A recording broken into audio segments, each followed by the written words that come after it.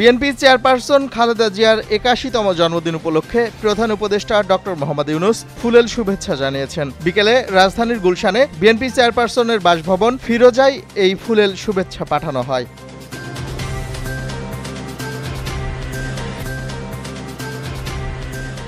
সক্রিয় রাজনীতিতে প্রবেশ অথবা নিজে নির্বাচন করার কোনো ইচ্ছে নেই বলে জানিয়েছেন প্রধান উপদেষ্টা ডক্টর মোহাম্মদ ইউনূস। সম্প্রতি মালয়েশিয়া সফরে গিয়ে দেশটির রাষ্ট্রীয় বার্তা সংস্থা বার্নামাকে দেয়া সাক্ষাৎকারে একথা জানান তিনি। ফেব্রুয়ারিতেই নির্বাচন হবে, এমন কোনো শক্তি নেই যে নির্বাচনকে বিলম্বিত করতে পারে বলে জানিয়েছেন প্রধান উপদেষ্টার প্রেস সচিব শফিকুল আলম।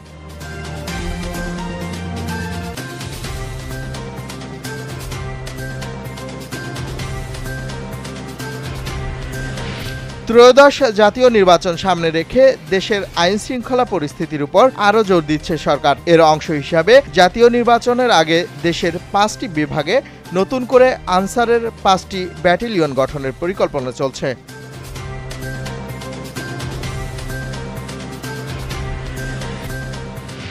মালয়েশিয়ার জোহর বাহরুতে ২ বাংলাদেশি নাগরিকের বিরুদ্ধে সন্ত্রাসবাদ সংশ্লিষ্ট মামলায় অভিযোগ গঠন করা হয়েছে। এই অভিযোগে দোষী সাব্যস্ত হলে যাবজ্জীবন ও ৩০ বছরের কারাদণ্ড হতে পারে।